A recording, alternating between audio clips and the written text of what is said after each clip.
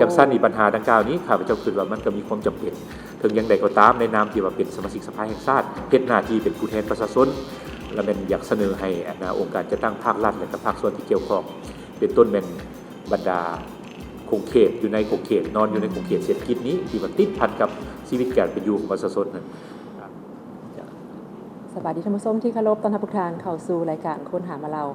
ทางทีมงานพวกเรายังอยู่สภาแห่งชาติเพื่อมาสัมภาษณ์ในวาระของการดำเนินกองประชุมสมัยสามัญครั้งที่4สภาแห่งชาติสุดที่9ในครั้งนี้โดยทั้งกรมสื่อมวลชนคณะเลขาธิการสภาแห่งชาติร่วมกับทางรายการค้นหามาเราทุลภาพแห่งชาติจะสัมภาษณ์โดยได้มีการเชิญเอาประธานกรรมธิการที่เป็นในสภามาโอ้ล้มกันในหัวข้อสภาพที่พ้นดินในระยะที่ผ่านมาและปัญหาของโครงสร้างต่างๆและคาดหมายสุดของบรรดากรรมธิการนี้จะมีแผนการคือแนวใดในอนาคตให้เกียรติโอ้ล้มกับทางรายการของพวกเขาในวันนี้ทานปริญญาเอกลินคำหลวงสวรรค์ประธานกรรมธิการเศรษฐกิจเทคโนโลยีและสิ่งแวดล้อมสภาแห่งชาติสบายดีสบายดีจะขอบใจหลายที่มาสัมภาษณ์ในรายการพวกเขาเป็นวาระอีกวาระหนึ่งของการสัมภาษณ์แน่นอนก็อยากเห็นถามทานสำหรับกรรมธิการของทานที่ทานรับผิดชอบนี้ว่าระยะที่ผ่านมา6เดือนต้นปีที่ผ่านมานี้พวกเขามีผลงานอะไรใดที่สามารถเห็นได้อย่างประจักษ์ตาเจ้าขอบใจเนาะก่อนอื่นครับเจ้าก่อนสิอธิบายรายละเอียดนั้นครับเจ้าอยากขออนุญาตรายงานเกี่ยวกับหน้าที่ของกรรมธิการของพวกข้าพเจ้านี้เนาะกรรมธิการนี้เป็นกรรมธิการเศรษฐกิจเทคโนโลยีและสิ่งแวดล้อมซึ่งว่าพวกเขาโดยรวมแล้วเนี่ยพวกเขามีภาระบทบาทเป็นเสนาธิการให้แก่สภาแห่งชาติก็คือทั้งคณะประจำสภาแห่งชาติอยู่ใน3ภาระบทบาทหลักๆเนาะอันที่1เลยเป็นมีบทบาทในการสร้างและปรับปรุงภูมิภาคนั้นโดยเฉพาะเป็นโครงเขตเกษตรกรรมป่าไม้โครงเขตอุตสาหกรรมการค้าโครงเขตโยธาธิการและขนส่งแล้วก็โครงเขตเทคโนโลยีการสื่อสารแล้วก็พลังงานบ่อแห่แล้วก็โครงเขตสุดท้ายโครงเขตที่6แล้วเป็นโครงเขตทรัพยากรธรรมชาติและสิ่งแวดล้อมเนาะซึ่งว่ากรรมธิการก็แม่นมีอยู่กกยักษ์ช่วยเวียกอยู่3กลุ่มแล้วก็6แผนกการที่ว่าเบิ่งโตปัญหาดังกล่าวนั้นอยู่ใน6โครงเขตนั้นเนาะและตอบกับคำถามของทางพิธีกรท่านเนาะโดยเฉพาะแม่นนั้นระยะตั้งแต่กองประชุมสมัยสามัญเทื่อที่3หาที่4ของพวกเขานี้และแม่นกรรมธิการของพวกข้าพเจ้าก็ได้มีหลายผลงานที่พ้นเด่นเนาะโดยเฉพาะแม่นมาแยกเป็นรายละเอียดและแม่นโดยเฉพาะแม่นผลสำเร็จทางด้านนิติบัญญัตินั้นและแม่นพวกข้าพเจ้าก็แม่นได้สำเร็จในการสร้างประกอบส่วนในการสร้างและก็ปรับปรุงกฎหมายจำนวน3ฉบับเนาะมาถึงปัจจุบันนี้และโดยเฉพาะแม่นกฎหมายว่าด้วยการปรับปรุงบางมาตราของกฎหมายว่าด้วยน้ำและก็ทรัพยากรน้ำซึ่งว่าปัญหาดังกล่าวนี้ก็ถือว่าเป็นกฎหมายที่สำคัญที่พันกับการพัฒนาบรรดาเขื่อนสร้างเขื่อนต่างๆอยู่ในสปปลาวอันนี้ก็แม่นมีความจำเป็นเนาะอันที่2มาแล้วแม่นกฎหมายว่าด้วยการส่งเสริมจุลวิสาหกิจนั้นเนาะแล้วก็วิสาหกิจขนาดน้อยขนาดกลางนี่ซึ่งว่ากฎหมายดังกล่าวนั้นมีแล้วแต่ว่าพวกเขากันสืบต่อในการปรับปรุงให้มันแทกเหมาะกับสภาพเศรษฐกิจสังคมของพวกเขาในปัจจุบันนี้เนาะอันนี้และกฎหมายที่3เลยเป็นกฎหมายว่าด้วยความปลอดภัยของเขื่อนอันนี้ก็สำคัญอีกเนาะซึ่งว่าเป็นกฎหมายสร้างใหม่เพื่อว่าคับครองเพราะว่าประเทศลาวของพวกเขาแล้วเป็นมาถึงปัจจุบันนี้ก็แม่นมีหลายเขื่อนที่ว่าได้รับการพัฒนาแล้วก็มีการสร้างขึ้นจังซั่นกฎหมายดังกล่าวนี้ก็ถือว่าเป็นกฎหมายที่ว่ามีความจำเป็นที่สุดในสภาพปัจจุบันนี้เนาะและนอกจากบรรดากฎหมายที่ครับเจ้าเว้ามาแล้วก็ยังมีกฎหมาย3ฉบับที่จะนำเสนอผ่านอยู่ในกองประชุมสมัยสามัญเทื่อที่4ของสภานี้เนาะซึ่งว่าพวกเขาจะผ่านอยู่ในอีก 2-3 วันข้างหน้านี้โดยเฉพาะเป็นกฎหมายทางน้ำนี้เนาะเป็นกฎหมายสั่งใหม่นอกจากนั้นก็มีกฎหมายว่าโดยวิสาหกิจกฎหมายสภาพปรับปรุงและกฎหมายธุรกรรมทางด้านอิเล็กทรอนิกส์เนาะอันนี้ก็ถือว่าเป็นกฎหมายที่ว่าจะต้องได้นำมาปรับปรุงเนาะนอกจากนั้นพวกเขาก็ยังได้มีนิติกรรมรูปกฎหมายจำนวนนึงเนาะโดยเฉพาะเป็นพวกเขาก็ได้มีการร่วมมือและกับประสานงานซึ่งว่าพวกเขาก็ได้มีนิติกรรมบทบันทึกในการร่วมมือกับ6แขนงการที่ว่าพวกเขาได้มีการประสานงานท่านเนาะโดยเฉพาะเป็นโครงเขตเศรษฐกิจท่านเนาะก็ถือว่าเป็นกรรมธิการที่รับผิดชอบโครงเขตใหญ่พอสมควรเป็นโครงเขตหลักที่จะนำเอาเรื่องผลประโยชน์มาสู่ประเทศชาติก็ดีหรือว่าการที่พวกเขาจะได้รับผลประโยชน์จากการสร้างบรรดากฎหมายนี้ให้เป็นการควบคุมเพราะว่าคือเรื่องเขื่อนนี่ก็เป็นบรรดาผู้ลงทุนเองก็เจ้าก็เป็นต้องได้ ปฏิบัติตามกฎหมายที่พวกเขาได้มีการวางไว้นี่บ่ เจ้าแม่นแหละนอกจากนั้นเนาะคืออยู่ในบทบาทตัวที่2เนาะก็คือการตกลงปัญหาพื้นฐานสำคัญของชาติอันนี้พวกเขาก็ได้เห็นคือกันเนาะถือว่าเป็นภาระบทบาทหลักที่ว่าพวกเขาจะต้องได้ประกอบส่วนโดยเฉพาะแม่นส่วนใหญ่และแม่นพัวพันกับการหันเปลี่ยนที่ดินป่าไม้ธรรมชาติไปเป็นดินประเภทอื่นนั้นเนาะอันนี้พวกเขาก็ต้องได้เบิ่งในแง่ของกฎหมายอันที่2มาเลยแม่นการยกเว้นการปฏิบัติบางมาตราของกฎหมายที่พัวพันกับการพัฒนาโครงการไฟฟ้าและก็โครงการอื่นๆที่เป็นบุริมสิทธิ์ของรัฐบาลได้เสนอมาอันนี้ก็ถือว่าพวกเขาก็ได้เฮ็ดเนาะนอกจากนั้นแล้วแม่นก็ได้เข้าร่วมในการค้นคว้าประกอบความเห็นต่อกับบทรายงานของรัฐบาลเกี่ยวกับการจัดตั้งปฏิบัติแผนพัฒนาเศรษฐกิจสังคม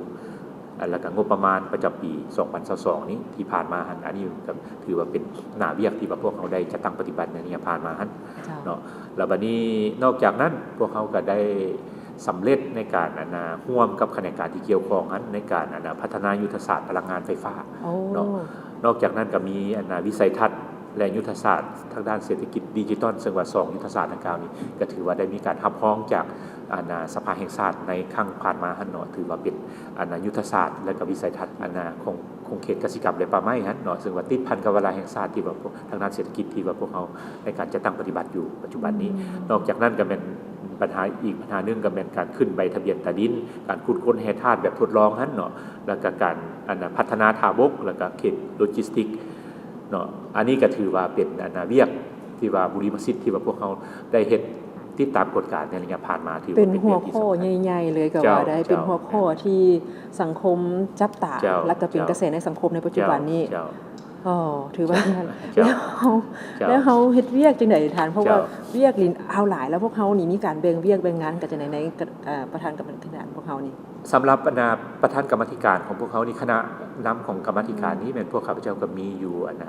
มีประธาน1ท่านเนาะแล้วก็มีรองประธานอยู่3ท่านซึ่งว่าแต่ละท่านก็ลงเลือกเฉพาะด้านเนาะลงเลือกเฉพาะด้าน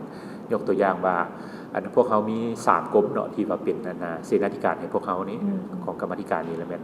แต่ละท่านนี้แหละแม่นลงสีนำลงเลือกเฉพาะด้านและภายหลังที่ว่าสีน้ำพวกเขาก็ต้องได้เอกภาพกันก่อนเอกสารจะเสนอขึ้นหากันเทิงกันอันนี้ก็แม่นพวกเขาก็ได้เฮ็ดอย่างมีความเป็นเอกภาพบ่ได้หยุดนิ่งเบิ่งตามพระบทบาทที่ท่านได้มีการนำเสนอมาแบบนี้อันนั้นก็ถือว่าเป็นพระบทบาทของกรรมการเศรษฐกิจเทคโนโลยีและสิ่งแวดล้อมนี้และพร้อมเดียวกันนี้เคียงคู่กับพระบทบาทนั้นยังเป็นผู้แทนของประชาชนลงไปเผยแพร่ลงไปเฮ็ดเวียกอยู่ในขั้นท้องถิ่นก็ดีอยู่ในขั้นของกระทรวงก็ดีอันนี้เดี๋ยวพวกเขาได้มีการลงพบปะแล้วปัญหาใดที่ผู้มีสิทธิ์เลือกตั้งให้ความสนใจเจ้าสำหรับการลงพบปะของพ่อแม่ประชาชนนี่แม่นพวกเขาก็เฮ็ดอย่างเอาจริงเอาจังแล้วก็เฮ็ดเป็นถือว่าเป็นเวียกปกติของพวกเขาที่ว่าจะต้องได้ลงเนาะหมายความว่าในปีนึงภายหลังที่สำเร็จกองประชุมสมัยสามัญแต่ละครั้งของสภาแห่งชาตินั้นแหละเป็นพวกเขาจะต้องได้ลงพบปะประชาชนเนาะนำเอาปัญหาที่ว่าพวกเขาได้ตกลงเอกภาพกันอยู่ในกองประชุมนั้นไปเผยแพร่แล้วก็ฟังเอาความคิดความเห็นของประชาชนนั้นเพื่อมาค้นคว้าพิจารณาคืนใหม่ตื่นอีกเนาะปัญหาที่ว่าพ่อแม่ประชาชนสนใจเนาะในระยะต่างๆในระยะภาคที่ว่าพวกข้าพเจ้าได้ลงก็ดีเนาะในเอกสารที่ข้าพเจ้าเสนอมาหาก็ดีเนาะมันก็มีโดยเฉพาะแม่นปัญหาที่มันพ้นเด่นแท้ๆเลยมันปัญหาที่ติดพันกับที่ดินและกับผลกระทบต่างๆเนาะโดยเฉพาะแม่นข้อขัดแย้งเกี่ยวกับที่ดินนั้นเนาะแล้วก็การชดเชยค่าทดแทนผลของการชดเชยทดแทนค่าเสียหายต่างๆเนาะโดยเฉพาะเป็นติดพันกับทางรถไฟติดพันกับปัญหาที่ดินต่างๆที่อันนั้นแล้วก็ปัญหาผลกระทบต่อสิ่งแวดล้อมต่อสังคมของบรรดาโครงการพัฒนาต่างๆอันนี้ก็เป็นล้วนแล้วแต่ถือว่าเป็นปัญหาที่ว่าพ่อแม่พี่น้องประชาชนให้ความสนใจแล้วก็เอาใจใส่อยากให้รัฐบาลต้องได้สืบต่อในการค้นคว้าพิจารณาถือว่าเพิ่นเห็นพวกเขาลงไปเพิ่นก็ดีใจในการที่จะนำเอาปัญหาต่างๆนี้มีผู้มาเสนอแล้วนี่มีผู้รับฟังแล้วปัญหาเขาได้สามารถแก้ไขหรือว่าได้ตอบข้อข้องใจประชาชนอยู่กับทีบ่หรือว่าได้นำเอาปัญหาข้อคงค่านั้นขึ้นมาแก้ไขหรือให้วิธีการแก้ไขคือจังได๋คือบางปัญหานี้พวกเขาก็ได้ปัญหาที่ว่าพวกเขาได้รับทิศชี้นำได้มีความเป็นเอกภาพอยู่ในกองประชุมสมัยสามัญแล้วพวกเขาก็รายงานต่อพ่อแม่พี่น้องประชาชนปัญหาที่ว่าบ่ทันได้รับการพิจารณาเถือพวกเขาก็นำเอาปัญหานั้นมาค้นคว้านอกจากนั้นแล้วแม่น ก็มีเอกสารจำนวนหนึงที่พ่อแม่พี่น้องประชาชนนั้นได้เสนอมาหาสภาโดยตรงเนาะแล้วพวกเขาก็ได้อิงใส่ทิศชี้นำของคณะประจำสภาพวกเขาก็ได้มีการค้นคว้าแล้วก็เป็นพาดกันหลายรบหลายเตาเพื่อว่ากันตองปัญหาเพื่อว่าหาวิธีทางในการแก้ไขส่วนพ่อแม่พี่น้องประชาชนอันนี้ก็เป็นปัญหา แสดงว่าบ่ได้หยุดนิ่งเลยที่จะแก้ไขปัญหาที่เกิดขึ้นเพราะว่าปัญหานี้เมื่อปัญหานี้ก็ต้องปัญหาใหม่เกิดขึ้นมาทางกระทรวงและในทิศทางต่อหน้าทางกรรมการพวกเขาจะมีคาดหมายสู่ส่วนคือแนวใดเด้เพื่อเฮ็ดให้เวียกงานที่มันยังคงค้างอยู่หั่น